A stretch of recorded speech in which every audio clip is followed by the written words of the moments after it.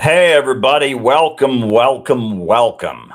Glad to be back with you all. Glad I've got my energy up and we can have yet another great late night conversation. Hit the like button, hit the subscribe button, hit the notifications bell. We are going to have a great late night chat. We got a lot of things to talk about, a lot of things in the news. So glad that you're all here.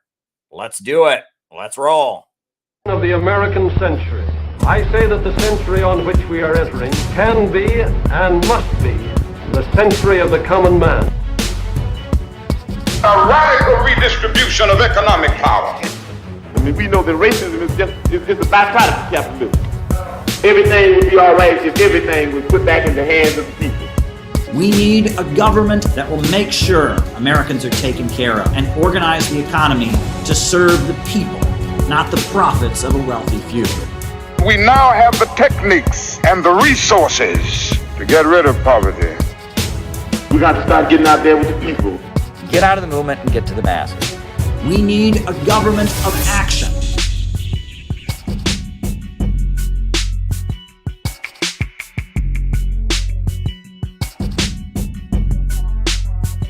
Welcome, welcome, welcome, everybody. I am so glad to be here with all of you tonight.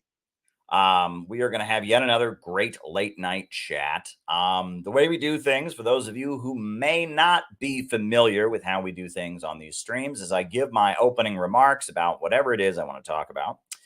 While I am giving my opening remarks, you all are sending your super chats in. You are, thinking of things you want me to talk about in the second half of the show. And if you're on YouTube, you're sending me a super chat. And if you're on Rockfin, you're sending me a Rockfin tip. And if you're on Rumble, you're sending me a Rumble rant. And that's what you all are doing while I give my opening remarks. And then from there, we have a roll call. We find out who it is, who's on the other side of the camera. I call you all out as I see you, names and locations. We find out who's in the chat, and that's always so much fun. And then after that, after the opening remarks and after the roll call, after that, I answer your super chat questions for the rest of the night. That's the way we do it. So please, I ask you to do your best to think of some kind of question to ask me about or something to get me talking about for the second half of the show. Whatever it is you'd like me to react to, make the second half of the show good. Send in a super chat, send in a Rumble rant, send in a Rockfin tip. Get me talking in the second half of the show. Couple quick announcements while we're here, right? Before we jump into the opening remarks, I do have a couple quick announcements. First one, if you haven't had a chance to get a copy of it yet, this book, Who Are the Houthis and What Are They Fighting For? Will tell you everything that's going on in Yemen. It'll tell you where the Houthi movement came from. It'll tell you the history of the war in Yemen. It has translated sermons from the founder of the Houthi movement, Hussein al-Houthi. This book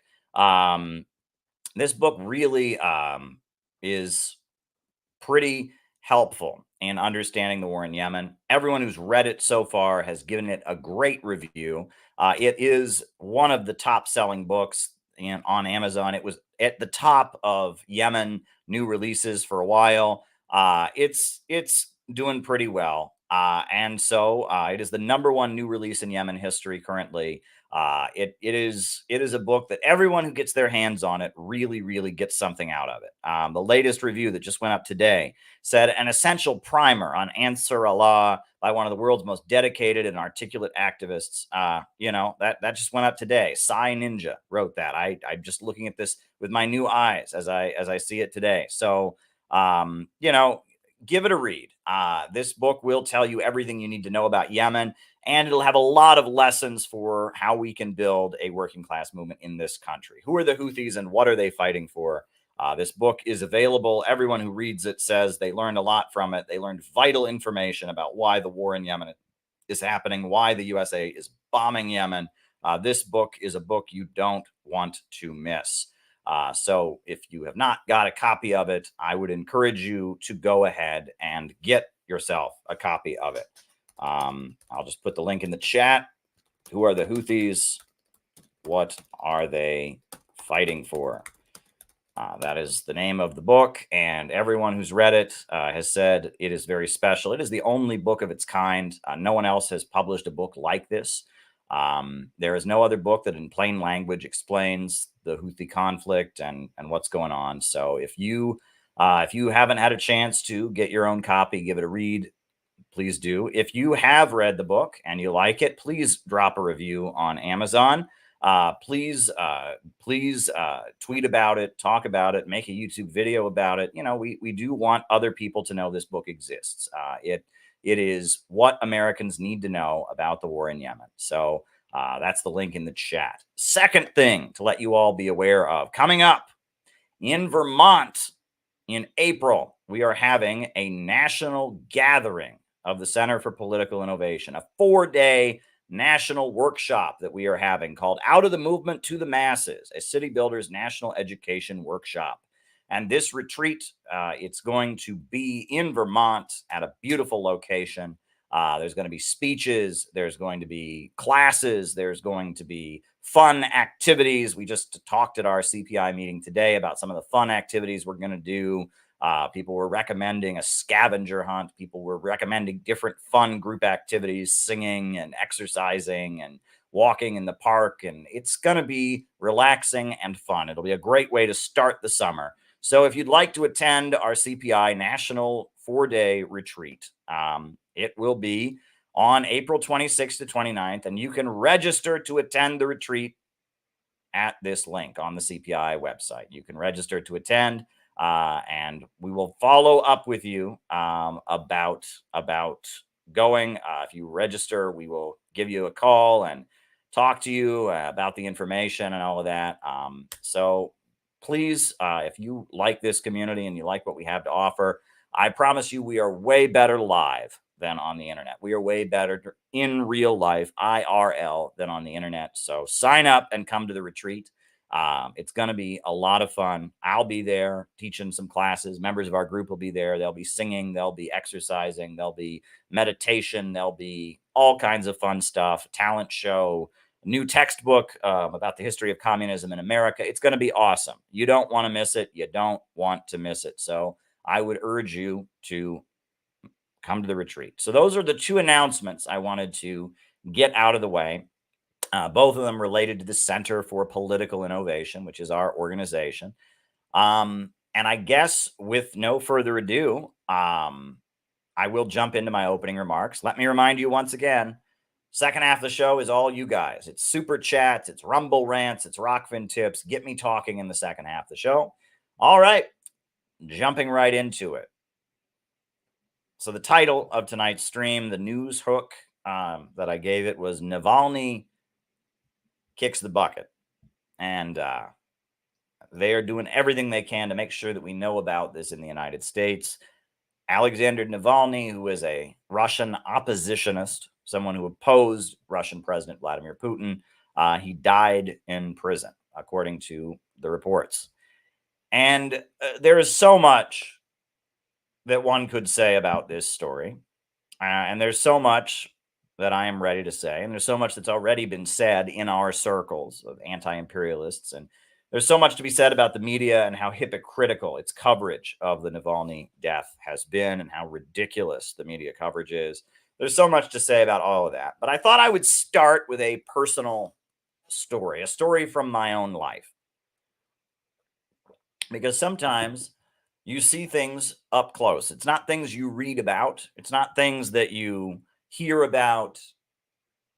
It's things that you experience directly.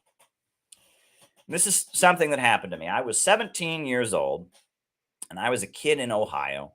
And I was interested in communism and activism, and I was reading about Mao and the Communist Party and the labor movement. And I was a young person who was very interested in thinking outside the box, alternative ideas. These were the Bush years. George W. Bush was the president. The USA had invaded Iraq, and I did not like the Patriot Act, and I did not like the U.S. invasion of Iraq. And I was one of those young people who was thinking outside the box in my very conservative town. And it was the summer of the year that I was 17 years old, the year between my junior and senior year of high school. And the next year I would be going off to college. And so my mother was looking around for places that I could go for the summer. She was looking for a place that I could go. And she found, and I won't say where, but she found a university somewhere in the Midwest, a college that's run by the Quakers, the American Friends Service Committee, the Quakers, the religious group that set up Pennsylvania, that's headquartered in Philadelphia. The Quakers, they're formally called the American Society of Friends. Their political activist wing, it's kind of liberal pacifists, is called the American Friends Service Committee. And there's a college that's associated with the Quakers in the Midwest somewhere, won't say where. And they had a summer program. And it was called Peace Studies. And for college credit, you could get college credit for attending the Peace Studies program. So for 2 weeks, I packed a bag, and my parents drove me off and dropped me off at this Quaker college. And for 2 weeks in the summer between my junior and senior year of high school, I went to this Quaker college in the middle of cornfields in the middle of the Midwest, won't say where. And I studied peace studies at this Quaker college run by the American Society of Friends. And it was, class was every day. It was, a morning session and an evening session.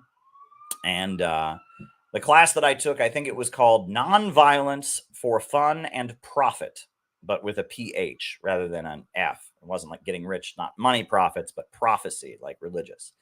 And I remember we started every class, we would hold hands, and we would have a few moments of silence and centering. We would begin class with a few moments of silence and centering. The professor who taught us, we called him by his first name rather than, doctor or professor. We just called him by his first name. I forget what his name was. And then for 2 weeks, we learned the history of pacifism. And the first day we're going around, and people were asked to, give their background, why they were interested in taking the class. And I said, well, I'm a young person and I really like the ideology of Karl Marx and communism. And the professor's face immediately lit up and he grinned and he's like, oh, you're one of those, aren't you? Right. I could, he knew what he was talking about. So, we had the class and we learned about William Penn. And we learned about George Fox, the founder of Quakerism, and we learned about military boot camp training, and we learned about the military draft and conscription. We learned all kinds of different things about war and militarism and why it's bad. And then about the second half of the class, we got to the point. After we'd gotten through all of this, we started learning about how the USA won the Cold War with peaceful, nonviolent resistance because, the United States had funded and given money to these young people in the Soviet Union who weren't pro-communist or anti-communist. They just wanted freedom. And they had gone out and they had sung Kumbaya and given peace a chance and stopped the tanks. And that was how the Soviet Union was brought down. And we watched an awful documentary called Bringing Down a Dictator. And it was all about how Slobodan Milosevic, this ruthless, evil dictator in Serbia, was brought down by a singing Kumbaya, peaceful movement of people, wanting to change the world, but being nonviolent. And we learned that you don't need wars to overthrow governments. You can bring governments down with NGOs, non-governmental organizations that teach people nonviolence and teach them the example of Dr. Martin Luther King Jr. and Mahatma Gandhi, and that by speaking truth to power and by not being aggressive in your language, and by deep listening to other people. We practice deep listening to other people, and by having real communication between people, we can bring down even the most brutal authoritarian regimes. And I was not ready for that second part. And it's funny because I was nowhere near as political as I am now, right? I didn't know half of what I know. I didn't know anything. I mean, I knew a little bit about communism, but even then, I smelled something bad. Something stunk about that course. And I was like, wait a second. You're telling me that the United States government is going around the world funding protest movements. And you're telling me that's good when we know that the American government are the people that violently suppress protest movements here in this country. And you're telling me that the American government is going around the world funding protest movements, and that's a good thing. And you're telling me that, the same government that, I had read about COINTELPRO and how Dr. Martin Luther King Jr. was threatened and, was spied on and targeted by the American government. I said, you're telling me that that government that did all those things to Martin Luther King Jr. is now funding people in Yugoslavia, funding people in Eastern Europe, funding people in Asia and China. And we're supposed to believe that these people that are being funded by the American government are the same as Dr. Martin Luther King Jr. and the civil rights movement and the anti-Vietnam War movement that was violently suppressed by the American government. You're expecting us to believe this. And I was sitting there and I was just thinking, like, something is off about this. And so then, every Saturday in this little town where this Quaker college is located, they had a little peace rally, in the town square. And so, they took us as part of our class. They took us as part of our peace studies program over to the little peace rally that they had in the town square of this tiny little town in a college town in the Midwest. And it's like 5 or 6 Quakers with signs that said, bring the troops home from Iraq or whatnot. And they talked about how they don't use aggressive language at their anti-war rallies, right? And how so many of these anti-war rallies use aggressive language. And the language that protesters use when they say down with US imperialism, that's like violent language. If you say down with US imperialism, that's like you want to bring someone down. And that's not what Jesus would want. And that's not loving. And that's not affectionate. And how the signs that they made at their anti-war rallies, they'd used non-aggressive colors. They were pink and blue and white. They didn't use aggressive colors like red or orange or black on their signs, because that was like aggressive and violent, and that was the same as war. And I remember there was one woman who spoke at the rally, and she said that the war was a male concept. This was great, right? That war was caused by men, and that instead of being patriotic, she was matriotic, and that war is a male concept, and it's rooted in there being too much masculinity in the world. Yeah, that was my experience with the Quakers. And it's funny because I made a good impression at the course. I passed with flying colors. They liked me. And I argued with the professor. The professor was very much a supporter of the Dalai Lama and Tibet separatism. And I had read enough Maoist communist literature and Anna Louise Strong. I argued with him about that. And I said, no. The Dalai Lama was not good. He was authoritarian. He tortured people. And, I argued with him about that. I think I wrote my final paper about why socialism is the answer. And I talked about Eugene Debs going to prison. Anyway, I passed, of course, with flying colors, and I made a good impression, good for me. I don't know. I guess, sometimes I can be charming. And so I remember when it was time for me to pick colleges that I wanted to go to, I ended up applying to go to 2 different colleges. And I applied to the one school that I ended up going to, which is an awful business school in Ohio called Baldwin Wallace College. It's now known as Baldwin Wallace University. It's an absolute nightmare. Do not waste your money there. It was an awful waste of time and money. I learned very little when I was in college, and I just, it was an awful experience. But I could have gone there, or I could have gone to this other college in the Quaker College. And when I made my decision to go to college in Cleveland, I wanted to go to college near Cleveland. I wanted to be part of a major city, be part of the activist scene in the major city.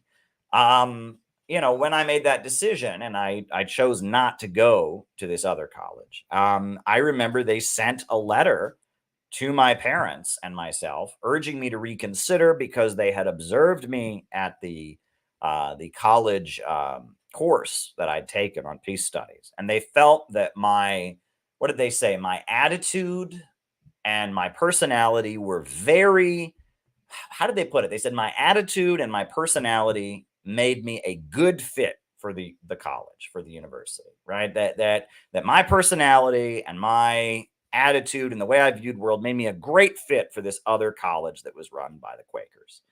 But I didn't want to go there because it was in the middle of nowhere. It was miles and miles away from civilization. It was in the middle of nowhere. And, I didn't agree with them. I wasn't going to become a Quaker. I wasn't a pacifist.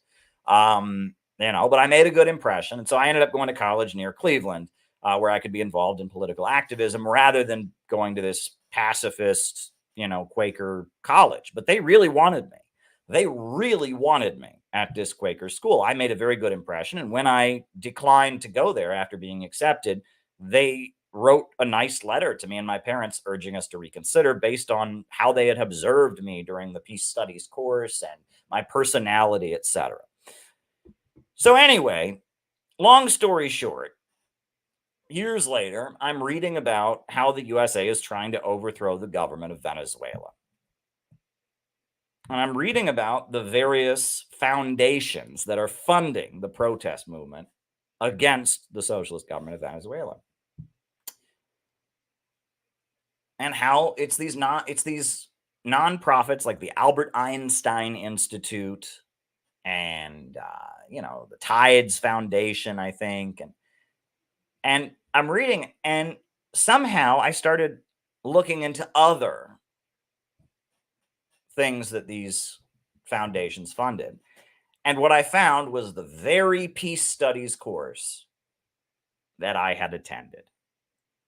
The very college, the peace studies program that I had attended was funded by the very same foundations that were leading protests to destabilize Venezuela.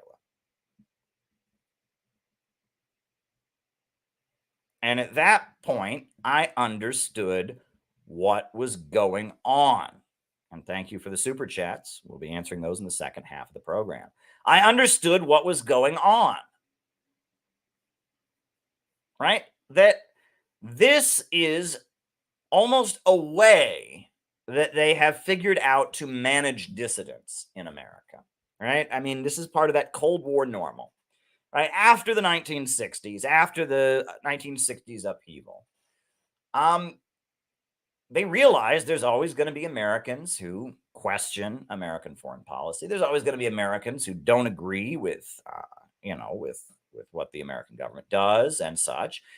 And so what they do is they channel them into certain programs that kind of, are places where non-conforming people or people that question the government or whatever might go. And they train them to be peace activists, to be nonviolent disobedience people, to be whatever. And then they send them to other countries to destabilize them. Right? And this is the work of American intelligence. Now, it's not done directly by the CIA. Right? This program was not funded by the CIA. It was funded by the Albert Einstein Institute. It was funded by the Tides Foundation. It was funded by all these different, Color Revolution, Ford Foundation, whatever. It was funded by them, and it was facilitated by the American Friends Service Committee. I bet you probably the majority of the people in the peace studies department of this university probably call themselves socialists. If you press them, they probably think free healthcare is good. They probably all voted for Bernie Sanders in 2016. But they're serving imperialism. It's the color revolution apparatus.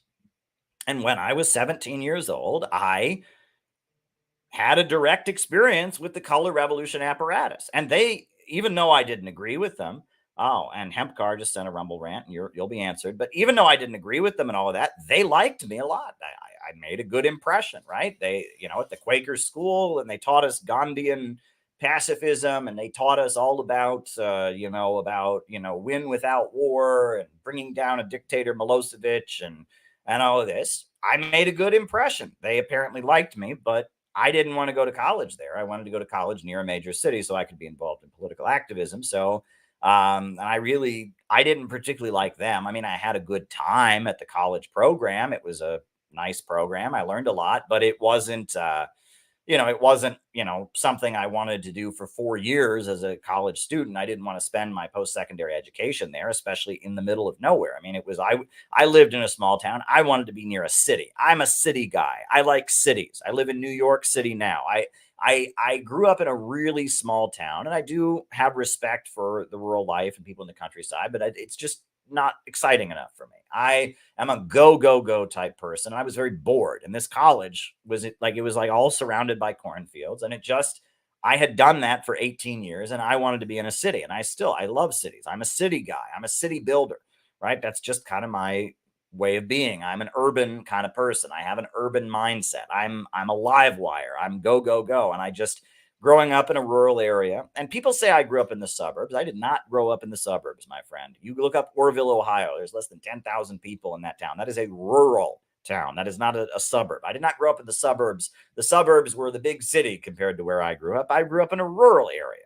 And this college that was run by the Quakers was also in a rural area. And it was very dull. And every time I went to a city, I felt that energy of the cities. I wanted to go to a city. So it just didn't appeal to me to go to this school. But I look back on that now and I realize what that was, right? And the reason that I was a good match was because I was a young person who didn't fit in. I was a young person who was reading Marx and interested in communism and was challenging authority. And that's what those institutions are there for. And that the whole color revolution apparatus that's been created is one of the weirdest. I shouldn't say weirdest. It actually makes perfect sense, but it's clever. It's a clever mind fuck that the American imperialists have done. And it's not just wrong, right? And we can talk about how wrong it is, especially in relation to Navalny, right? We can talk about how wrong it is and how hypocritical it is. It has messed up our politics, right? And that's why if you're a socialist or a communist or a Marxist, knowing about the color revolution bullshit, the what do you call it? The nonprofit industrial complex, the synthetic left, knowing about all of that is very, very important because it has completely thrown for a loop all the stuff that we believe. And if you're following an old playbook from the 1960s, if you're trying to navigate left and right, you're not going to understand it. There's a reason that people like me are labeled fascists and white supremacists, canceled on the internet. There's a reason that that we're constantly, I'm constantly accused of being secretly right wing and all of that, is because this kind of thing, the color revolution stuff, the Alexander Navalny stuff, has messed with the American political spectrum. It's messed with politics in a weird way. And that is the important thing to remember about this Navalny character. So first, let's hit the obvious, right? Now that we've gotten the opening story out of the way and my direct teenage encounter with the color revolution apparatus, let's talk about why the Navalny stuff is bullshit. Okay, they want to tell us they care about Navalny, right? That Navalny is this dissident and he was persecuted in Russia, they tell us. And that they're just so morally outraged about it, while Julian Assange is sitting in prison, facing extradition to the United States. All that Julian Assange has ever done is publish information that other people gave to him. Julian Assange has not organized any protests. Julian Assange has not organized any demonstrations. All Julian Assange did by running WikiLeaks is create a platform through which the secrets of the American deep state and other deep states could be revealed. And for that, they have tortured Julian Assange. And you look at the condition of that man, and how he has been living since he was hauled up in the Ecuadorian embassy, since he was dragged out of the embassy, sent to prison, and now they're trying to extradite him to the United States to try him under the Espionage Act. They want to torture this man to death. They're already doing it. And you expect us to believe that they care about this Navalny guy. But they're doing this to Assange. Gonzalo Lira, an American citizen, died in a Ukrainian prison. Julian Assange is an Australian citizen. Gonzalo Lira is an American citizen. And the Ukrainian government arrested him because they did not like his webcast and his streaming. And he was held in a Ukrainian prison. And he died. And again, U.S. mainstream media has totally ignored it. And yet, we're supposed to believe that they care about this Navalny guy. There are so many examples you can point to of them targeting dissident journalists, people that lead protests, people that speak against the government, targeting them, torturing them, murdering them. But when people protest against a government that they don't like, suddenly they are all about the protesters. And this has happened so many times. It is just so blatantly obvious. Now, I don't know the facts of how the death of Navalny happened in prison. I don't know the details. And I'm not going to speculate about them. I'm just going to say that the idea that our leaders are just so concerned about human rights for dissidents. Give me a break. They are trying to throw the Uhuru movement in federal prison for 15 years just because they organized some Zoom calls. And they want us to believe that they're concerned about this Navalny guy. Absolutely ridiculous. The outrage that we hear from American media right now is so fake, and it is so oozing in selectivity.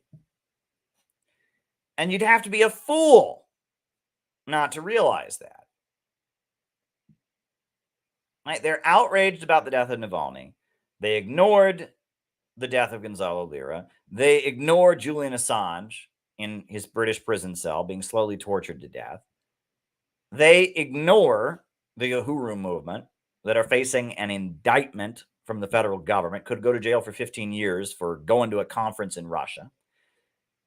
There are so many cases of U.S. officials blatantly targeting people, blatantly suppressing their civil liberties.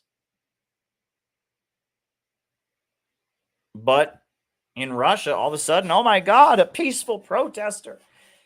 And I could tell you so many stories of how I have challenged this kind of bullshit hypocrisy that we're seeing in American media and how irritating it is. I mean, Alex talks about Tara Reid. She's had to flee. Tara Reid had to flee the country. She's in Russia now in exile just for speaking up about what Joe Biden did to her. All of these liberals claim believe women and Me Too, and it all went right out the door as soon as Tara Reid showed up. She's had to flee the country. Edward Snowden also had to flee the country.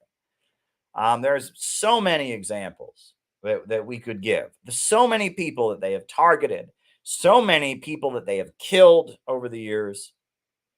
Fred Hampton was murdered in his bed, along with Mark Clark. I mean, how many examples can I give you? I mean, Mumia Abu-Jamal is sitting in prison. I mean, Leonard Peltier is sitting in prison for a crime that even his prosecutor says he did not commit. I mean, there are many, many examples. Lyndon LaRouche, who was a dissident, presidential candidate, kind of a conspiracy guy. He was framed up and sent to prison for ridiculous bullshit, right? I mean, there's just so many examples of this. So many examples of their hypocrisy. But we are told that they just care so much about Navalny. And it gets even worse than this. Okay. So not only are there all kinds of dissidents that they have persecuted, all kinds of dissidents that they have allowed and enabled to be persecuted, all kinds of people that they have ignored in their media and allowed to be persecuted and suppressed. So that's the first thing. Second thing is there's all of this endless talk about Nazis. Nazis, Nazis, Nazis. Everybody's a Nazi these days. I'm a Nazi. You're a Nazi. Oh, if you didn't vote for Joe Biden, you're a Nazi. Oh, if you speak to Trump supporters, you're a Nazi. Oh, if you are critical of the transgender thing, you're a Nazi. Everybody's a Nazi. You're a Nazi. I'm a Nazi. She's a Nazi. He's a Nazi. Everyone's a Nazi. Nazis are everywhere. Rachel Maddow, her show is all about Nazis and fascists and white supremacists and Nazis and Nazis, Nazis, Nazis. Tucker Carlson's a Nazi. Donald Trump is a Nazi. Jimmy Dore is a Nazi, right? I mean, who's not a Nazi these days, right? All of you watching this right now, because you watched this, you are a Nazi. Everybody is a Nazi these days, except for actual Nazis. In Ukraine, there's a group of people who use a Nazi symbol, who burn down World War II memorials, who march around with pictures of an actual Nazi collaborator named Stepan Bandera. And for some reason, all these people that think everyone in the world is a Nazi support Ukraine. It just never occurs to, it's just like the one Nazi they can't notice, right? All of us, they're analyzing our hand gestures. Are you gesturing the right way? Well, I guess you're a Nazi. Oh, I guess you're a Nazi. But the actual Nazis in Ukraine didn't notice. And the same for this Navalny guy. He referred to an ethnic group in Russia as cockroaches. He attended literal Nazi rallies where people were doing the Nazi salute and he's calling for ethnic cleansing of Russia, of Caucasian Muslims. He calls them cockroaches. He's marching with people who do actual salutes. But hey, CNN told us to like him, so it's fine. I mean, it's like, if it's not obvious to you how cancel culture is selective, how some people get their reputation run through the mud and some people don't, it should be. If there's anybody who should be canceled for being a Nazi, it's Navalny. If there's anybody who should be canceled for being a Nazi, it's the Azov battalion and the Ukrainian government. But they don't. And all these stupid woke liberals who think that everyone is a Nazi, anyone who disagrees with anything is a Nazi. For some reason, the actual Nazis in Ukraine aren't Nazis. For some reason, Alexander Navalny, who marches with Nazis, who calls for exterminating ethnic groups, he's not a Nazi. And you just want to shake these people. Like, does it ever occur to these people that that CNN is not our friend? We should not be on the same side as CNN. We should not be on the same side as the New York Times or Fox News. I mean, it's just blatantly obvious. This is the voice of the class enemy. Okay, this is the voice of the people who sold us the war in Iraq. This is the voice of the people who took Libya, which was once the most prosperous country on the African continent, and bombed and destroyed it into chaos. This is the voice of the forces that fomented civil war in Syria.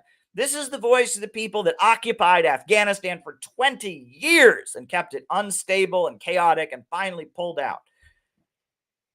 And people just can't get into their heads that, if CNN is supporting them, we should probably oppose them. Right? I mean, it's like, it's beyond me, right? CNN is not our friend.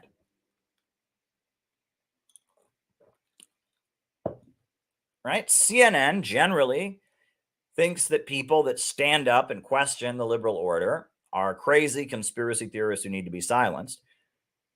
So if they're supporting some protest movement on the other side of the world against a government that our government is trying to incite us against, it's probably not a good protest movement. Not that hard for people to understand. And there's just so many examples of this, right? Classic example, the Soviet Union. We were told the Soviet Union was so awful. The Soviet Union was so horrible. It was an authoritarian Stalinist regime. And these people that were protesting to bring it down, they were out in the streets. Boris Yeltsin, they just wanted freedom. They just wanted truth and freedom and democracy. And what happened? Soviet Union fell. And did the lives of the people in the former Soviet Union get better? No. The 1990s was an absolute disaster in Russia. Mass hunger, mass prostitution, mass drug addiction, and organized crime. The 1990s in Russia was an absolute nightmare. Now, who'd have thought a movement supported by CNN, a movement supported by mainstream media, cheered on by our government to bring down a socialist, communist government, who'd have thought it would have made life worse? But it did. Every former Eastern European country, people say life got worse as a result of the fall of the Soviet Union. There was a rise in unemployment, a drop in living standards, etc. The fall of the Soviet Union was not a good thing. The country was looted economically. People starved and suffered. That peaceful revolution that was cheered for by CNN and mainstream media didn't have good results. Many examples of this, right? Libya. Gaddafi, we were told, was such an awful dictator, such a brutal authoritarian tyrant, we were told. He was so horrible.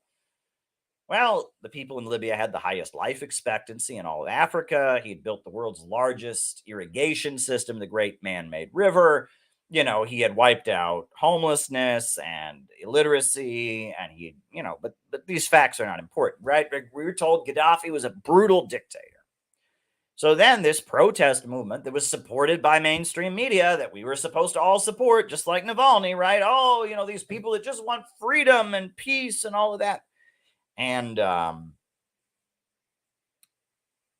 then the USA started bombing Libya to support the revolution. And what was the result? Is Libya any better off? It's been quite some time since 2011 when the Libyan government was toppled, and the results of the overthrow of Gaddafi have been disastrous for the country. People are drowning in the Mediterranean trying to get out of the hell created by the revolution in Libya that brought freedom to the country. It's an absolute disaster. It's an absolute disaster.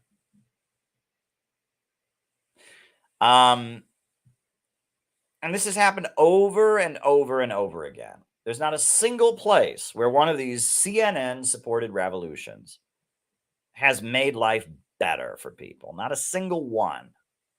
Every time that one of these Ford Foundation, Western-backed, peaceful movements for change that's being supported by CNN, every time one of those movements is successful in overthrowing a government, life gets worse. Every single time. And usually they tell us stories about the protests these people lead that aren't true, right? They told us that the Tiananmen Square massacre happened, right? The Chinese government just killed all these peaceful protesters in Tiananmen Square. Now we know that that was bullshit. Didn't happen, right? There was a lot of killing outside the square, and there was deaths on both sides. It wasn't a massacre.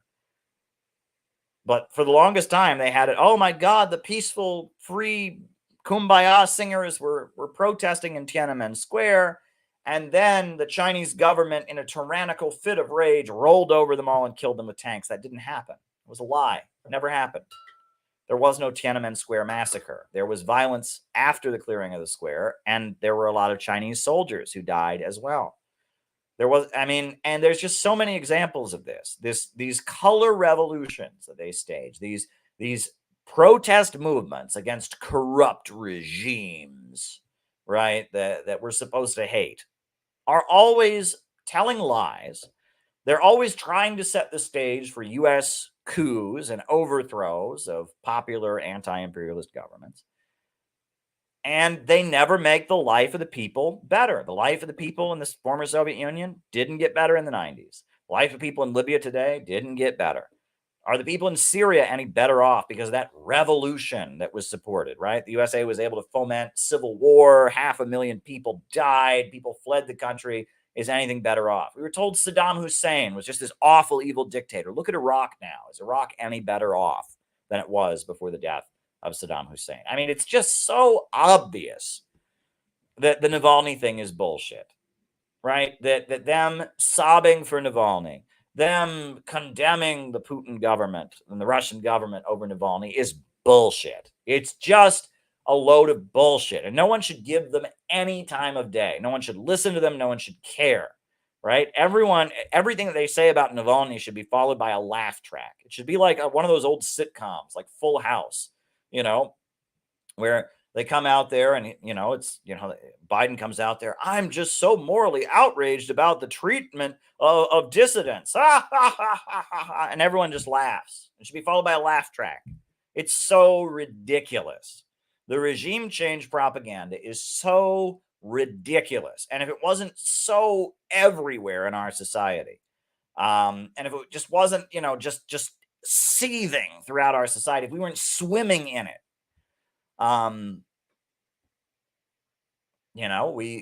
we would see through it.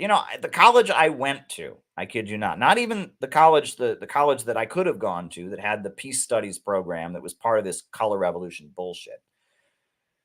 But at the college I actually went to, I took a class in the theater department. You want to talk about a class that has nothing to do with politics? I took public speaking in the theater department at my college. And the woman who taught it was a communications professor. And in the theater department, we did various exercises where we were supposed to learn about public speaking. And you know what our final was? We were each assigned a third world dictator. And our assignment was to come up with a proposal about how we could make life better for the people there and help bring democracy to this country. And one group was assigned Zimbabwe and Robert Mugabe, and another group was assigned, I forget who the other group, Sudan, I think, the government of Sudan. And I mean, they just push this regime change crap onto you so hard, right? And I remember when I was in high school, I remember the movie Hotel Rwanda came out, which I never watched, and I honestly don't know that much about the war in Rwanda, but I just remember the scene from Hotel Rwanda that was just supposed to be it was just supposed to get you right here. It was just so profound, right? And I'm being sarcastic, of course, because it wasn't. But it was like, some people were being killed, and someone said, yes, there are millions of Americans who will hear on TV about people being killed in Rwanda, and then they will change the channel and continue eating their dinner. And it's just such a heroic thing to take a stand against some other government. And I hate this so much. So much I hate this. When people get all smug and righteous, taking a stand against a government on the other side of the fucking planet. I want to slap these people. Look what a hero I am for agreeing with CNN and Fox and mainstream media, for saying exactly what the president of the United States says, for saying exactly what the Pentagon says. Somehow I'm a hero. I hate this. It is one of my biggest pet peeves when I see people get on their moral fucking high horse and act like they're a hero for saying exactly what the richest and most powerful people, not just in this country, but in the fucking world, tell them to say. And I hate this. I absolutely hate this. I just want to slap these people, right? I mean, it is the most ridiculous thing, right? I, for a while, Save Darfur was the biggest thing. At the same time, the USA was murdering hundreds of thousands of people in Iraq with bombs. All these people who just didn't have the courage to protest against the war in Iraq suddenly felt morally righteous. I must take a stand about Darfur. I'm going to stand up against the government of Sudan for Darfur. Shut the fuck up, right? The U.S. government hates Sudan. The U.S. government has put sanctions on Sudan. The U.S. government's trying to destabilize Sudan. And so you backing them up in doing so is not remotely heroic in any way. And it is infuriating to me. How do they think they're being heroic? You're not being a hero. You're not taking a stand. You're just obeying, right? And you're a fucking coward, right? And these same people would know that the war in Iraq was wrong. Oh, but they couldn't protest that. I'm not a protester. I don't want to be part of those anti-war protests. Somebody might disagree with me, but if I protest against Sudan, the government on the other side of the world that it just so happens that my government hates, I can be a hero. I want to slap these people. They're fucking cowards, and I mean, it infuriates me, right? It is the most cowardly thing. You're living in the center of American imperialism. You're living in the homeland of the government that overthrew, illegally invaded Iraq based on lies of weapons of mass destruction, killed possibly millions of people in Iraq, at least hundreds of thousands. And you don't have the courage to protest that, but you can echo Pentagon propaganda about some other government somewhere, and you feel like you're a hero in doing so. There's nothing heroic about you. It's like one of the most cowardly things, right? It is the height of cowardly bullshit, right? It is just utterly cowardly, right? People who say, well, Caleb, I am so outraged about the Chinese government. Shut up. I'm outraged about the American government. Oh, Caleb, I heard what they did in Navalny, and I'm just so morally opposed to what's going on in Russia. Shut up.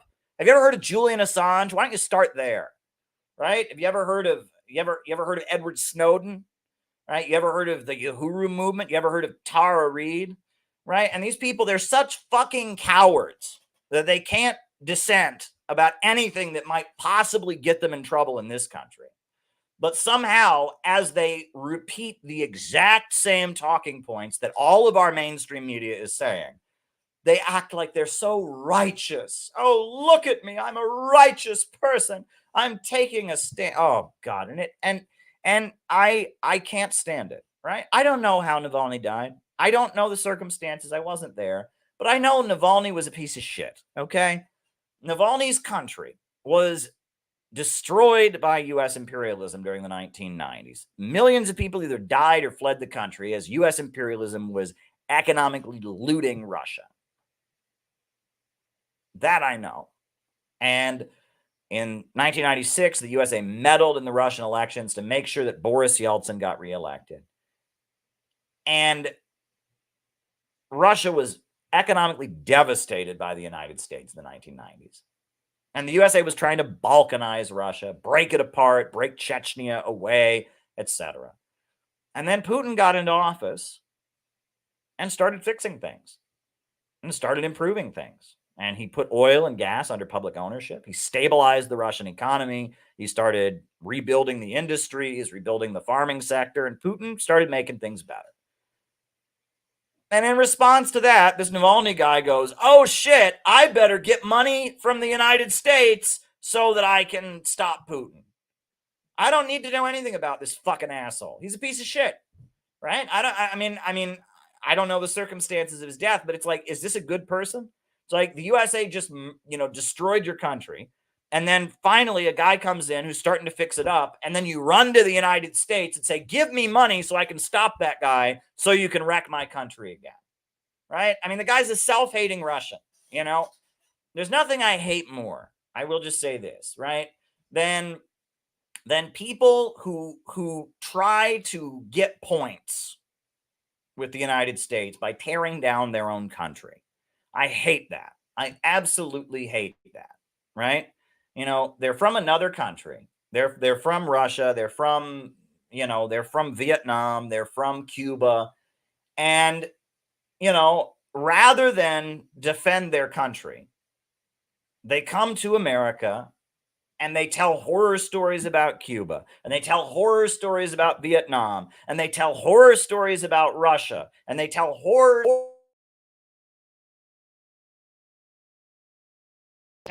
stories about the country that they're from. So Americans will like them.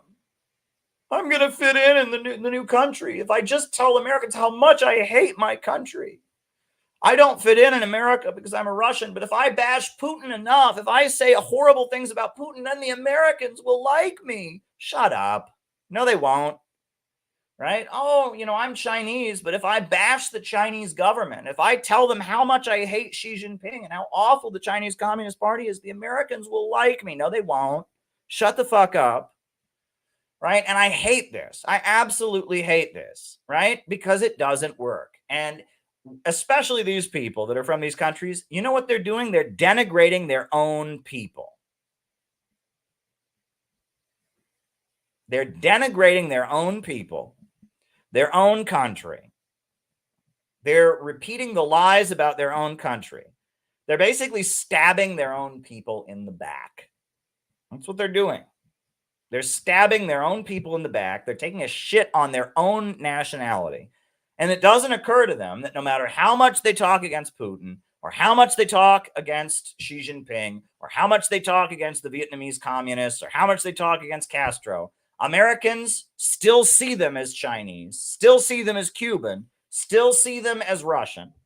And the shit that they're throwing on their own people, they're throwing it on themselves. And it infuriates me.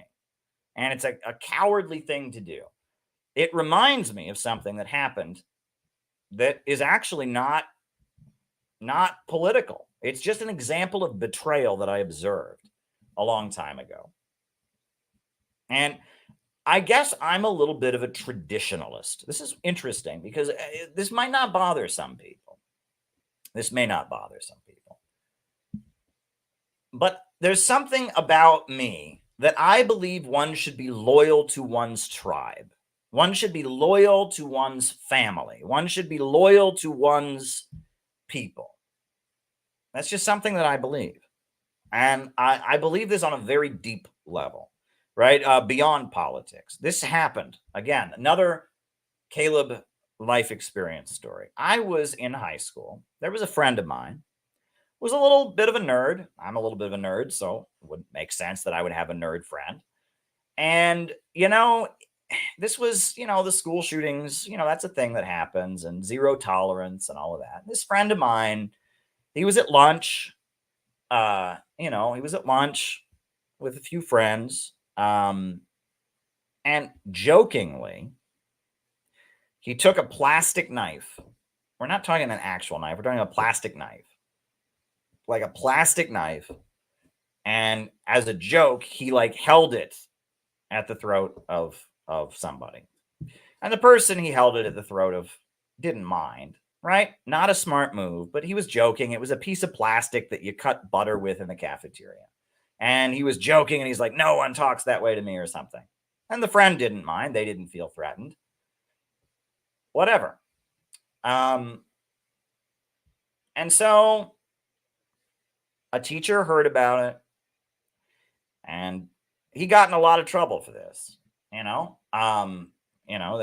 take threats of violence, things like that, very seriously. It was obviously a joke. The person who was, threatened by it didn't feel threatened, but I guess a little plastic knife could be a weapon, and he got in some trouble. But anyway, this friend of mine, he had a brother, and the brother that he had, was in the same grade as us, and he was a half brother. He was not. They had the same mother, but not the same father. And he was the same age. And at the time that this kid's brother was in big trouble over some bullshit over a plastic knife, this brother of his, this half brother, I should say, proceeded to go around and joke about it with everybody. "Oh my God, my brother's going to kill us all. Oh my God, my brother's a murderer." He says, and I saw him and I wanted to slap him. And I thought, you are talking about your own brother, even if your own brother did it, right? Even if your own brother, even if he did something reprehensible, even if he's going to jail, you don't denigrate him around other people that way. And I just thought, what a despicable person this guy was for denigrating his own brother when his own brother was in so much trouble. And I saw this guy, and he just seemed to be having a good time at his brother's expense when his brother was in a lot of trouble in school over this stupid knife incident. And something about it just struck me as wrong. You just don't do that. If one of your family members is in trouble or being demonized, you know what I mean? You just have a loyalty to them, right? And they may even have made a mistake, right? They may have honestly done something wrong, but you don't, you have a loyalty to them. And some people just don't, right? And we see those people every day in America, especially here in New York City, right? The Russians who flee here and hate Russia and they talk shit against Putin, those people are fucking cowards, right? The people who, the people who flee Venezuela are fucking cowards, right? I mean, and it's like, it's one thing to not like or be critical of the Russian government, the Venezuelan government, the Chinese government. But if you're going to the United States of America, the country that has bombed and destroyed so many countries, if you're looking at Libya, if you're looking at Iraq, if you're looking at the countries the USA's invaded and you're saying, geez, I want that to happen to my own people, you're a despicable person. And that's what these people do. And that's what Navalny was, right? He wanted the USA to overthrow the Russian government. Why? I don't know. I don't know that much about him. For some reason, he looked at Libya and he looked at Iraq and he said, I love, all the people becoming refugees and all the people dying. And that's what I want to happen to my people. Well, fuck him. Fuck you, Navalny. Fuck you. I don't like our government here in the United States, but I don't want Russia to invade and overthrow the American government. If another country invaded this country and was trying to destroy it, I would defend this country. I would sign up and fight to protect my country from a foreign invader, right? And as much as I don't like the American government, right, I don't feel like it's a moral, honorable thing to do to go around the world trying to get my own people murdered, trying to get my own people starved and turned into refugees. And that's what these people do. And I mean, the Gusanos from Cuba, the Gusanos from Venezuela, the Iranian exile community, the Shahs of Sunset Park, and the Mujahideen Khalq people in New York City, the Iranian exile community. These people are really, like, they support sanctions on their homeland. They support the blockade against Cuba. They're just reprehensible. That's just not a good thing to do, right? Again, I don't like the American government. But when I go to Russia, I'm not saying, hey, Putin, can you nuke America? I'm not saying that. When I go to Russia, I'm there because I want things between Russia and America to get better. Navalny is there because he wants to create a crisis in Russia so the USA can overthrow the government. He's a despicable person. There's just no two ways about it, right? That the way these people act towards their own people, the way Navalny felt about his own people, and the way he wanted to destabilize his own country, and he wanted the American government to overthrow the government of his own country, just makes him reprehensible. Another thing that I will add, and it took me a long time to learn this, and this is along these lines. People around the world do not respect national nihilism. Let me repeat that. People around the world do not respect national nihilism. Right? If you're going around the world as a communist or an anti-imperialist saying that America is an evil, racist country, I don't consider myself an American, that might sound very radical here in America. And you might feel so woke and just pat yourself on the back. But if you go to South America and you talk that way, people don't respect you. If you go to Russia and you talk that way, people don't respect you. If you go to China and you talk that way, people don't respect you. Right? That sounds so woke and revolutionary, and it's different for Black people, right? Black people are a nation. If you say I'm a Black person who's part of a colonized nation within the United States, that's different. If you as a white American, you go to Russia and you're like, I hate America. America's an evil, racist country. I don't consider myself an American. They don't respect you. They don't respect you. They think, what's wrong with you? You're weird. We don't want to talk to you. We want to talk to a real American. You know? And that a lot of the performative anti-Americanism that you see from the so-called woke left, that shit doesn't fly outside of the United States. It looks edgy on college campuses. It makes you feel all, oh, I'm so revolutionary. I don't like this racist country. They don't respect you. They think you're a nut. You don't even, okay, you don't like the government, but you don't like your country. You don't like so, and you expect to be politically relevant in your country. How? And you think that somehow hating the country in which you live and hating your own people and hating your homeland is going to make you politically effective somehow. I mean, what are you trying to achieve? Revolutionaries and anti-imperialists around the world, if you're a white American and you're walking around going, I'm so revolutionary, they look at you like, okay. They don't respect you, right? Again, if you're black, it's different, right? Black people as a colonized people, they love their people, black people. They're like, I'm an oppressed nation, etc. That's different. But if you're a white American and you're walking around being anti-American,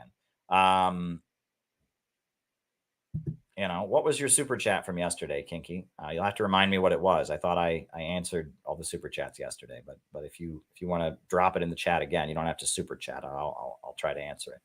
I must not have seen it. But they don't respect you. People don't respect national nihilism, right? We oppose U.S. imperialism. We oppose the crimes of American imperialism, but we do that because we love our country. We love the American people. We love the working class of this country, and we think America would be a much better place if it was not part of imperialism, if it broke out of imperialism, if it was trading with countries on the basis of win-win cooperation, right? And that the woke, performative, anti-Americanism stuff, it really doesn't do anything but make the people doing it feel very righteous. It's actually quite juvenile and childish.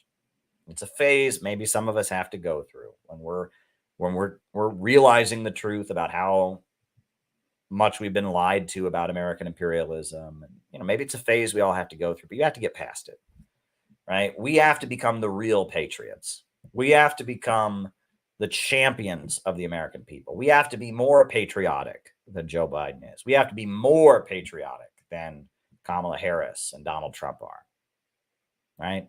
We have to be the real patriots, the ones who love our country so much we can stand up for truth and make great sacrifices to oppose imperialism. That's what we have to be, right? We don't want to be the American Navalnys, and we're not the American Navalnys. Navalny was a traitor to his country, and he stood with the imperialists against his country. And Joe Biden is a traitor to his country who stands with the imperialists against his country. We're not the American Navalnys. Joe Biden is the American Navalny. We are not the American Navalnys. Kamala Harris is the American Navalny. We are not the American Navalnys.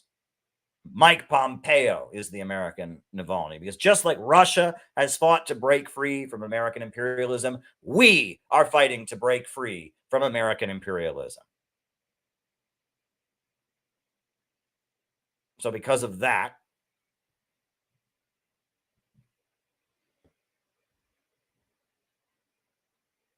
we are not national nihilists. We love our people. We love our homeland. And we oppose the system of imperialism that is oppressing people all over the world. So on that note, folks, names and locations. I will call you all out as I see you. Names and locations. Who is with us tonight? Names and locations. Who is with us tonight? We have one super chat that has come in on YouTube. We have a few. We have one Rockfin tip that's come in. But yeah, we'll start answering questions after we go. We got Mark Jones in Utica, New York. We got Emperor Penguin in Texas. We got Nate in Chicago, Zach in Richmond, Virginia, Riverside, California, Justin Rice from Adelaide, Australia, JT24 in Mississippi, Jorge in Yoruba Valley, London calling. We've got Ryan in Toronto, Patch in Arizona, Phil in Miami, Florida. There we go. Names and locations. Names and locations. We got John McCarthy in Chicago. We got Jamie in St. Paul. We got Gonzalo in Argentina. We got Cleveland Pirate Alex. We got Ed in Kentucky, Alex in Brazil, Joe in New Jersey, Moonlight Beach, California, Alex in Brazil, Corey from British Columbia, Canada, Zach in Indiana, Ishmael Lopez in Los Angeles, Bob in Troy, New York, Zach in Indiana, Moonlight Beach, California. Names and locations, folks. On the Rumble, we've got Zach in Indiana on the Rumble. We got Auckland, New Zealand, Kiwi Corner. Very, very good. On the Rockfin, Ellie's just sent a super chat on the Rockfin, or a Rockfin tip. My Cuban friends who immigrated here before the revolution tell stories of how they would often hear counter-revolutionary exile patriots express that the U.S., they would nuclear homeland because it was communist. Wow. Yes, I'll be answering the super chats. Oh, Kinky's out in Joshua Tree. Nice Wander, California. Drew in Jersey. Connecticut. Meow. Seasoned Noob in China. Jenny Lynn in Cincinnati. Welcome, welcome, welcome. Good to have you all with us. Good to have you all with us. All righty. All righty, folks. So I will... Oh, Jenny in Cincinnati. Very good. So I will start... I do want to say what I've been saying on here lately, which is... You know, folks, I'm in a little bit of a financial crisis. Things are starting to improve. I'm starting to dig my way out of the hole. But one thing that would help is if you all could support this channel in terms of super chats, right? Super chat, not only because you want to get me talking about something, but because you want to support the work that we do here. I pay astronomical rent here in New York City to have this extra room, but it enables me to stream. Lately, I haven't streamed that much because I've been exhausted, but I'm getting back in the habit. And if you can super chat as a way of supporting this channel and supporting the work that I do, that would be appreciated. That would make my life much easier. It would enable my wife and I to breathe much easier. So, you know, super chats are a way of supporting this channel and the work that we do. If you buy the books that we publish, if you super chat, if you join on the Patreon, all of these things help support our ability to keep going the way we go. So we do ask you for support. It's not only a matter of getting me talking. It is, you know, support that we need financially in order to keep me streaming as much as I do and keep me doing the work that we do here.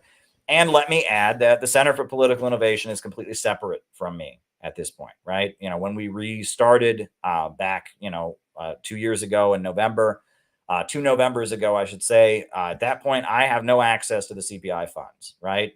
So if you are donating to CPI, that's only used for CPI stuff. I do not handle those accounts. So keep that in mind as well. CPI and me, you know, I'm a member of CPI, but I don't control CPI funds. And so supporting this channel, joining on the Patreon, buying the books, like the Houthi book that I wrote,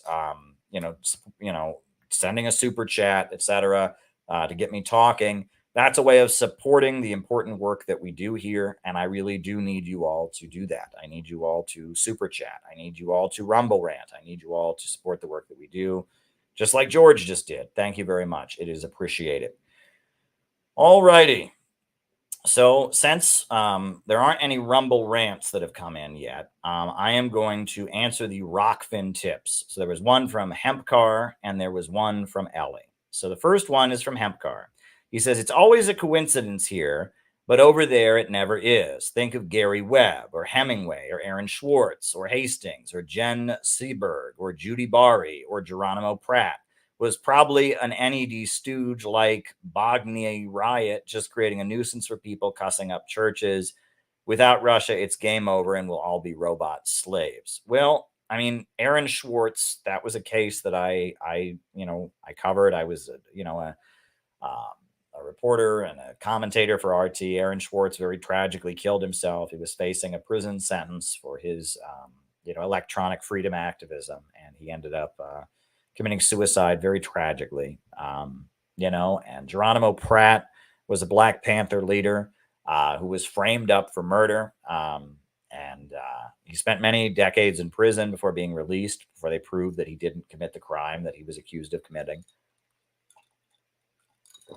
It's a very famous case, the case of Geronimo Pratt. And then there was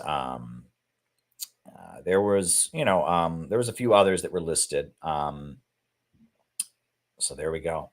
There we go. And then I see the other super chat that came in, and you're on the list. You will be answered. And then the next one is from Ellie. Ellie Marino says, my Cuban friends who immigrated here before the revolution tell stories about how they would often hear counter-revolutionary exile compatriots express the hope that the USA would nuke their homeland, Cuba, because it was communist. And that's exactly what I'm talking about here, Ellie.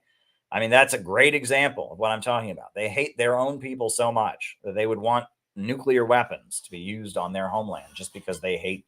I mean, at that point, how do they get to call themselves Cuban, right? I mean, if you want your people to die that bad because you just hate communism so much. And that's the kind of rhetoric that these exile folks do. And it has always rubbed me the wrong way, just like the kid at my high school who was talking against his own brother that way, right? When he was in trouble. Like, you just don't do that. You don't do that, right? And I've always felt that one should, just in a basic way, have loyalty. And when your people, your nation is being persecuted, it is just beyond reprehensible to go and cheer for and egg on the persecution of your own nation. And that's what Navalny did.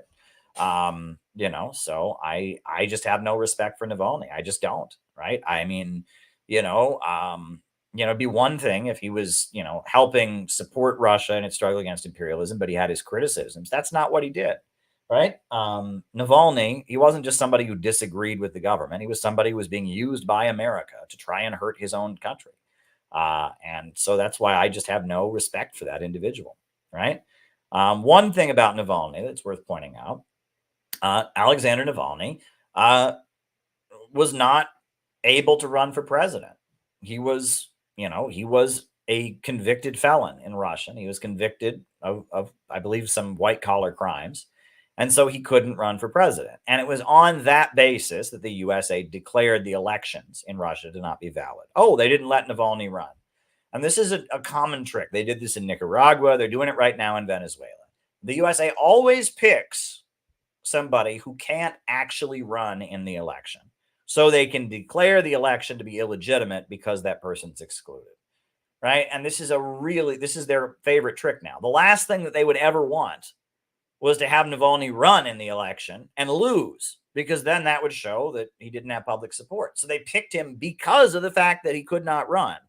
And so they could say, oh, they wouldn't let him run, he's being persecuted, right? And it's this stupid game. And they did the same thing in Nicaragua, right? The people that they picked to be the U.S. candidates were ones that never would have been allowed on the ballot because they were involved in financial crimes and all kinds of things. And so then they made them the ones they said, oh, they were banned from the ballot. They were excluded. I mean, and they're Venezuela right now. They had Juan Guaido for a while. Now they got this new woman that they're building up, and she can't run. So they're already building her up. Oh, they want somebody who can't run because then they can play the victim when they're not allowed to run. It's a way to discredit the actual elections. Right? They don't want, because these elections are internationally observed. The votes are counted. And they don't want those votes to be counted. They don't want to actually have it be revealed that the pro-U.S. candidate, the pro-U.S. candidate is no good. Caleb, you should lead the RCP. Okay. My letter to Bob Avakian was excellent. Can't find anyone more apt to lead the last remaining USML party. Well, I don't want to lead the RCP. I want to lead the Center for Political Innovation, and I'm doing a good job with that. But I'm glad you liked it. My book, Letter to Bob Avakian, it was my critique of the Revolutionary Communist Party and Bob Avakian, and it wasn't just a slam, right? I did a lot of praising him and digging into the essence of his work, and I hope he read it. I really do. I really hope Bob Avakian actually read my letter to Bob Avakian, because it was not written with contempt. It was not written with hate. It was written in the most bold attempt to be honest and the most bold attempt to recognize him for his great strengths and contributions. I wrote this, and anyone who's read it will tell you that this was not written in hate. This was not written as a vile polemic of an angry person. This was written out of love and respect for somebody who built the anti-war movement, who supported the Black Panthers, who was a big part of why Mumia Abu-Jamal is still alive. I wrote this to Bob Avakian to respect him, to point out his strengths, but also to, critique his political line and point out that he's more or less, aligned with French imperialism, and that is the source of his weakness, and to critique his political line. And I hope people will read this book. I think it's one of my better pieces. It hasn't sold that well, but people should read it. And if you want to understand my point of view and my perspective as opposed to his, I would encourage you to read Letter to Bob Avakian. I'm glad you liked it. RCP is the Revolutionary Communist Party, and that's the group that this guy, Bob Avakian, leads. And I wrote this polemic critiquing his political line and perspective. All righty. And thank you for that. I do appreciate that. And NJR, or NJS, or whoever that was. I do appreciate your insight. I'm glad you liked the book. Consider writing a review on Amazon or something like that. But there you go. All righty. So now that I've answered the Rumble rants, I am going to start answering these super chat questions. There's two of them. There's three, but one of them's blank. So your thoughts on an Israeli academic, Harari, discussing the transition from the working class to the useless class as technology replaces labor. He appeared at Davos. Is this degrowth propaganda? Yes. Well, I mean, I saw that clip, and that there's a little bit of a problem with that, right? And I'm going to have to get out the notebook. There's no way to explain this without getting out the notebook. But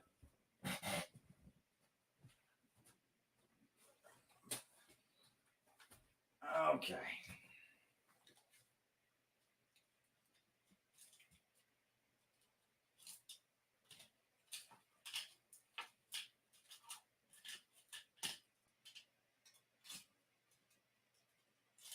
All right, hold on. Just looking for a big marker I can write with. Hold on, folks.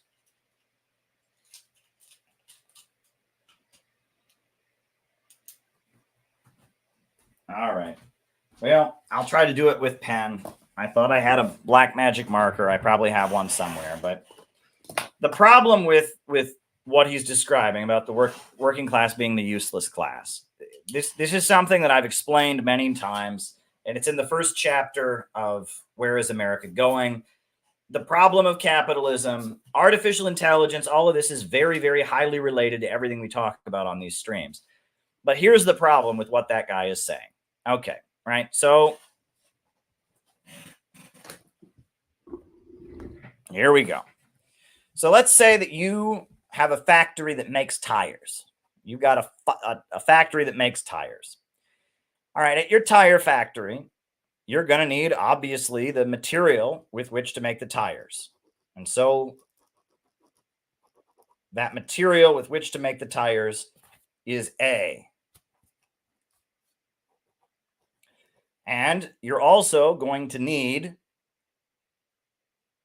to ship the tires to wherever they're being sold. So that material to ship, that shipping cost, that's B. It's B. Right? But you're going to need workers to assemble those tires. And you might need less and less of them because of technology, but there's going to have to be, you're going to have some worker assemble those tires. So that's C.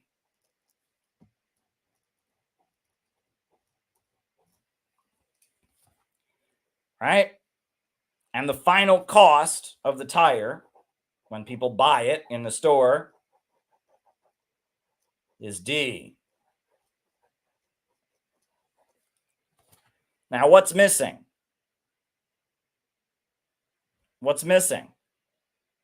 The profit of the capitalist. And the capitalist cannot change how much the material costs, and he cannot change how much the shipping is. He can only change You can only extract profit by cutting into the labor value. So it's from the labor value that the profit is extracted.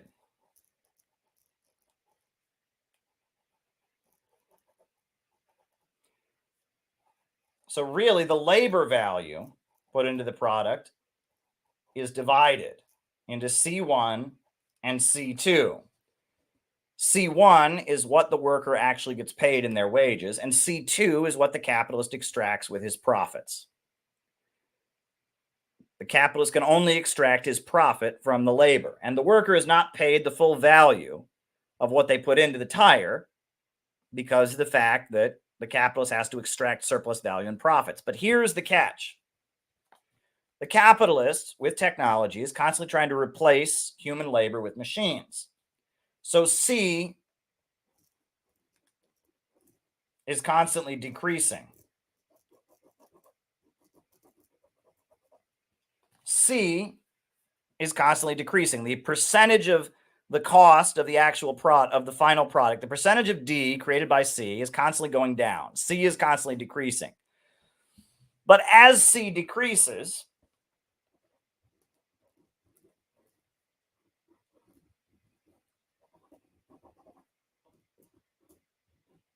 C2 also decreases.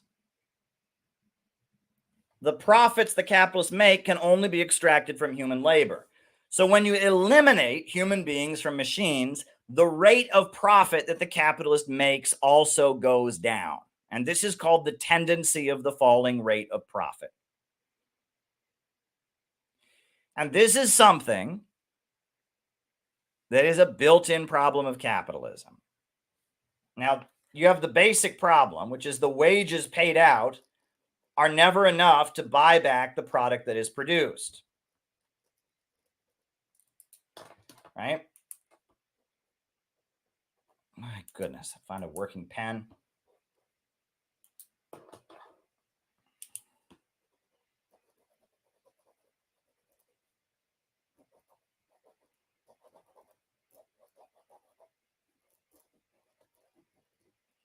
C1 can never equal D. The worker is never paid enough to buy back the product that he has produced, even no matter how much human labor is used.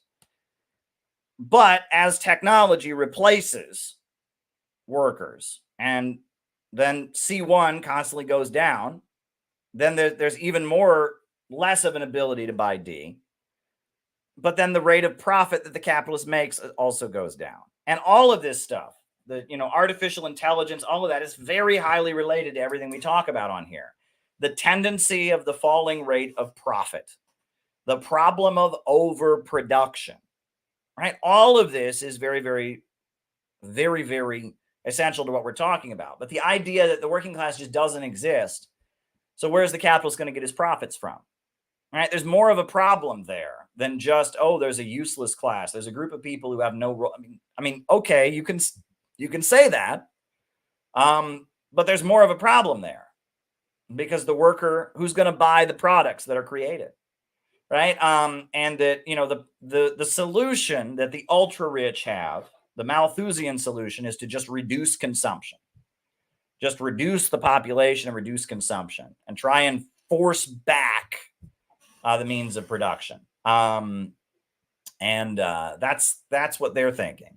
Well, the answer is actually to have a centrally planned economy, have a society where the banks and the factories and the industries and the centers of economic power are organized to serve the people, not the profits of a wealthy few. We need a rationally planned economy to overcome the problems created by the computer revolution. And that's what the first chapter of my book, Where is America Going?, is about. And this is pretty essential to understanding what's going on in the world today. And if you don't want to just read what I have to say about it, read Low Wage Capitalism, Colossus with Feet of Clay by Fred Goldstein.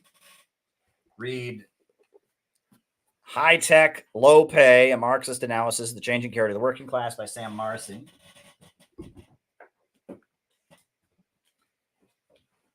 Read The Future is Up to Us by Nelson Peary, which I don't know where my copy of that is, but you can read that book online.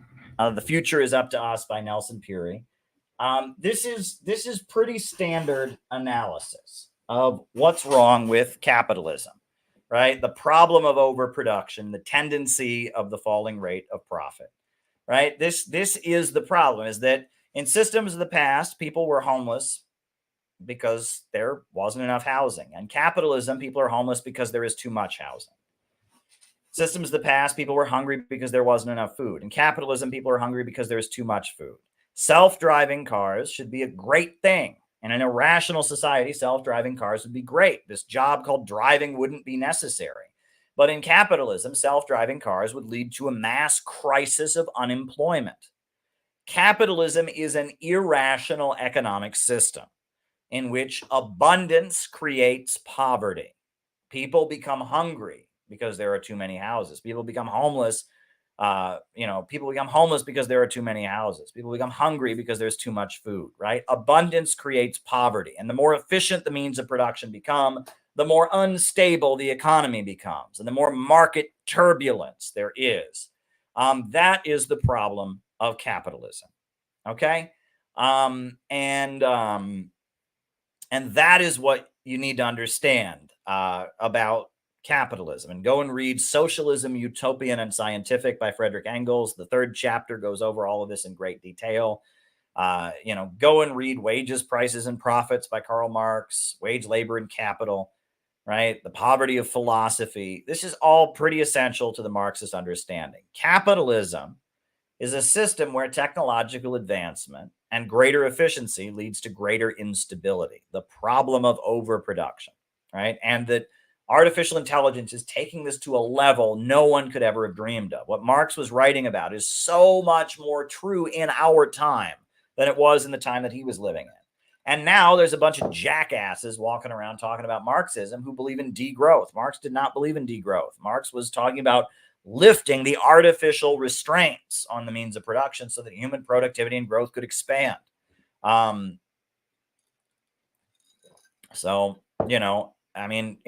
kinds of people that claim to be Marxists, all they talk about is it's not fair. The worker and the capitalist, one owns the factory, one works there. It's not fair. Yes, but the factory being operated to make profits for an owner rather than according to a central plan leads to a problem where labor replaces labor is replaced by technology and you have an economic crisis. There are big problems with capitalism.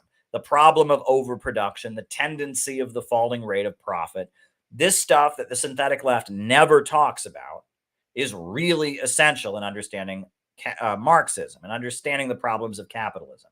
This stuff is really, really essential. So, Low Wage Capitalism by Fred Goldstein, High Tech, Low Pay by Sam Marcy, and The Future is Up to Us by Nelson Puri.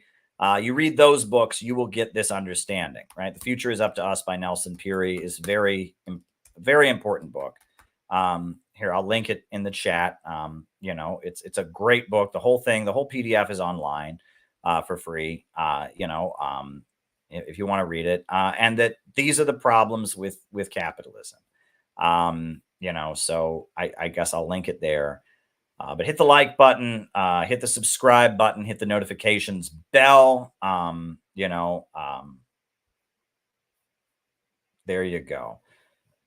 There you go, folks. But anyhow, we've got one more super chat, and Kinky, Joshua Tree, she had a super chat from last night that somehow didn't get answered. So Kinky, if you want to drop your super chat in the chat, I'll answer it now. I want you to answer your question. So if I must have missed it last night, but if you can drop it in the chat, you don't have to make it a super chat. That's fine, but I'll try to answer it on here. All right. All righty. Okay. The next one is, can you describe the word lumpen in 1 minute? Sure. Lumpen are elements of the working class that are marginal and do not get to be fully part of the working class because their existence they're barely surviving. They are declassed. They survive through criminal means. They live in very extreme poverty, and they are like on the margins of the working class. They are the marginal elements of the working class that are not fully classed. They are considered to be declassed because they're pushed into a marginal existence where they're not regularly employed They kind of exist on the margins of the working class, right? That's what lumpen means. That's what the lumpen proletariat is. You asked for 1 minute, I gave you 1 minute. One of the dumbest things, I've dealt with. It's just nobody knows anything about Marxism. But like the word lumpen, the lumpen proletariat, it literally means criminals, right? That's like one of the definitions. And this Jason Unruhe clown, he made a video and he thought he got me. Caleb called the lumpen criminals. It's like, does he even know what that word means? There's this whole thinking that comes out of the new left, right? That comes out of the new left, right? And where like lumpen are the most revolutionary, right? Where the lumpen elements are the most revolutionary. And that is a new left deviation, right? And that's not what Marx said. Marx said the lumpen proletariat were the least revolutionary. They would just work for whoever was paying for them because they were so desperately poor. The lumpen were strike breakers.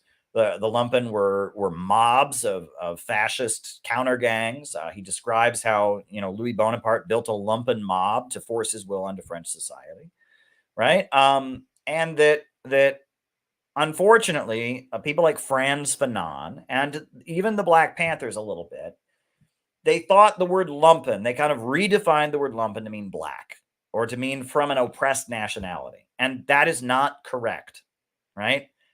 That is just not correct. Most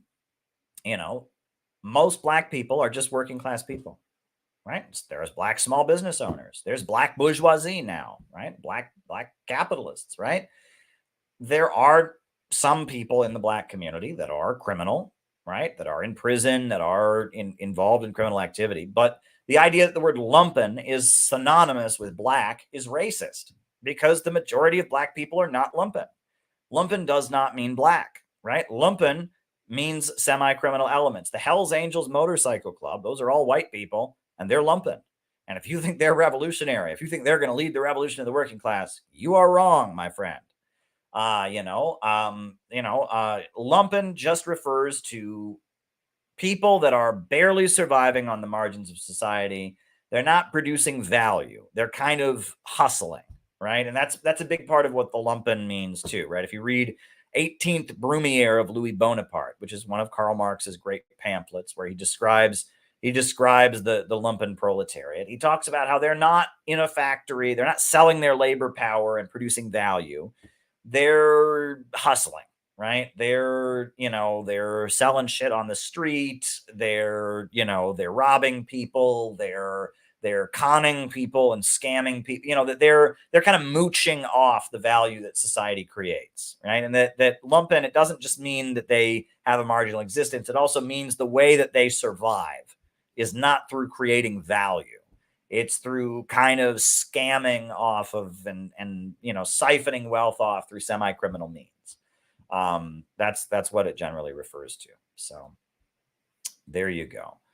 All right. So did Kinky ever send her question that she didn't get answered? Because I'd like to answer it. I would like to answer Kinky's question.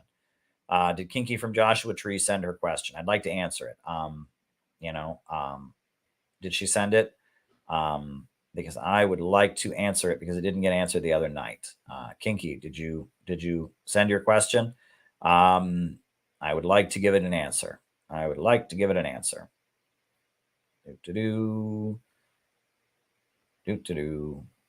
yeah, any other super chats, anything else people want me to talk about? I generally do 2-hour streams. We've been on here for 1 hour and 38 minutes. Yeah, if there's anything else people would like to talk about, I am willing to do so. If anyone can come up with any more questions or super chats or rumble rants or anything they want me to talk about, by all means do so. Just a quick reminder, we are having our national gathering, our national retreat that is happening in Vermont, and it's going to be pretty awesome. And I hope that you'll be there and join us. It's going to be a lot of fun. I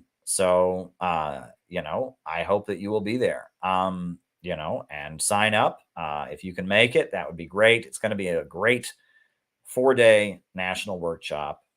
So please register to attend. It's going to be very awesome. You'll get to meet people who agree with you. You'll get to have a lot of great conversations and great socializing and, great stuff all around. It's going to be pretty tremendous.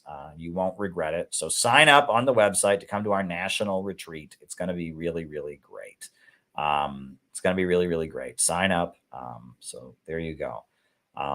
It's going to be great. Any plans to come to LA this year? Not at the moment, but things could change. I'd like to get out to Cali soon, but at the moment, I don't have any plans to head out that direction. But who knows, right? I was on the West Coast. I was in Oregon. In December, and I'd like to get out to the West Coast. But if you're interested in making that happen, Dan, if you would like to help us organize an event or something, I'm open to that. But we don't have any plans currently. So there you go. Help us organize an event. Get involved. Let's make it happen. Sign up, register for our national gathering in Vermont. It's going to be awesome. All right. So there's that. And now Funky asks, do you think the Tucker Putin interview will affect the elections? No, I don't. I don't think it'll affect the elections in the United States. No, I don't. I don't think it'll affect the elections in the United States. I think it changed the way a lot of people that were already in the Trump camp saw Russia. I think it kind of helped a lot of people that were Tucker viewers already, people that watched Tucker's material, people that are questioning things. They got to hear the Russian perspective, but I don't think it's going to change the way Americans vote in the fall, right? I don't think the way Americans vote in November is going to be impacted by that interview. I just don't think that's the case. No, I don't think so. So there you go. All right, folks. Well, I guess if there is nothing further, I will conclude this stream. Hopefully I'm back soon. If not tomorrow, it'll be the next night. I'm going to try to do this as much as I can. Headed to Russia at the end of the month for the World Youth Festival, but I'm going to try to stream as much as I can before then. So thank you, everybody. Be in touch. New upsurge in the struggle against U.S. imperialism is now emerging throughout the world. Ever since World War II, U.S. imperialism and its followers have been continuously launching wars of aggression. But the people of various countries have been continuously waging revolutionary wars to defeat their aggression. And while the danger of a new world war still exists, and the people of all countries must get prepared, revolution is the main trend in the world today.